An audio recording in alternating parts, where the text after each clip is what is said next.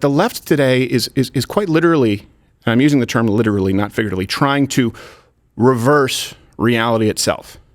Really glad to be with you here today. We have a lot to get to, and look, I want to be clear about something. It's not lost on me that there are going to be factions no matter how we address some of these stories. We're not talking about the Elon Musk Apple thing. We're all on board with that.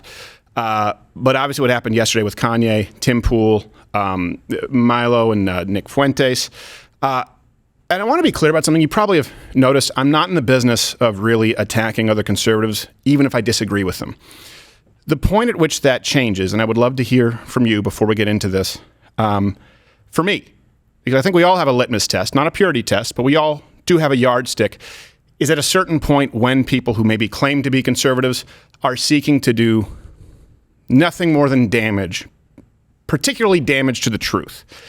And if there's one thing that we really do our damnedest to try and seek here at the show, it's the truth. That's why we make all the references available. And before I get into what's happening here, kind of on the right, and some people who are disagreeing, and hopefully we'll cover it in a balanced way, I realized actually just driving in the car the other day, almost all my ideas come to me when I'm in the car. I don't know if do you have this? Listening to music, usually it's like, maybe it's sensory deprivation. I need to get one of those saltwater tanks. Can we get Joe Rogan on the phone? But I realized that my real problem with the left today, the progressive left, and I think a lot of you maybe have this problem, but we haven't been able to put a finer point on it. We can argue all we want about how many genders there are and the sort of the culture war, but it's a symptom of something pretty pervasive, pernicious, all the P's, that the left today is quite literally, and I'm using the term literally, not figuratively, trying to reverse reality itself. It's almost this sort of inverted parallel universe. Look, let me give you an example.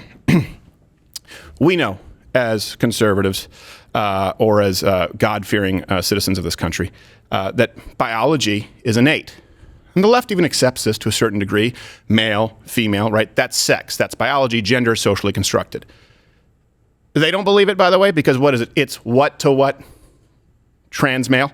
It's male to female trans. Female to male. It's not man to woman. It's not woman to man. So right away, that kind of goes out the window. But let's accept their premise for a second. We know that biology is innate. And certainly as a Christian, I think that many of you also would agree, even if you're just Christian sympathizers or theists, that values are instilled. Right? Values are not universal. You're born male or female. You have no choice over the matter. But values, and you'll hear this a lot, when I was on YouTube back in 2009, there were no conservatives, there really were no Christians. The common argument was, if I need a flying spaghetti monster to tell me not to kill, then I'm a horrible person. You're just a horrible person using God as a crutch. Well, hold on a second. The idea of not killing, that's not a universal value. Certainly for a long time, culling the weak wasn't considered murder. Mercy is not a universal value. Mercy was actually seen as a weakness up until modern Christendom. Let's not just use murder as an example. Let's talk about values like theft, the concept of personal property. Hey, why don't you cheat on your wife? Why don't we have child brides?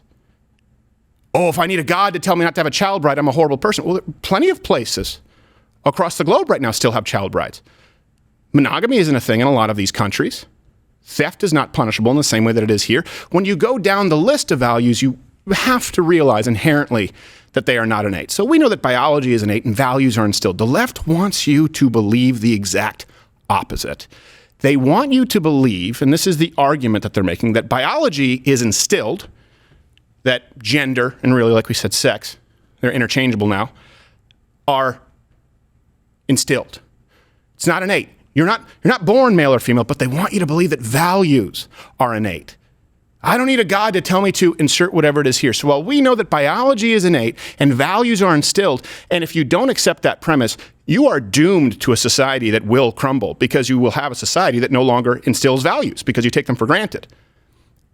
And we have a society right now that wants us to believe that biology is instilled by some social construct, but that these values we take for granted, and we take for granted specifically because of the cumulative effect of these values being instilled into the citizens of our nation and the founders of our nation. They want you to believe that those are inherently innate, and there's no risk of those going away. It's the exact opposite. If you do not stay like a dog on a bone in instilling values and reiterating them and strengthening them on a generation by generation basis, you are doomed to fail.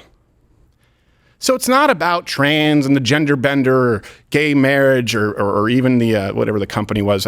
Bella Ciaga, I always forget the name. Some company no one cares about with bondage, kids in commercials. It's not just about that. It's about the idea of society itself and reality and truth. There's a direct attack on truth taking place right now. And I think that's why people are getting so aggravated and they're not always able to communicate it. And we'll be talking about that today.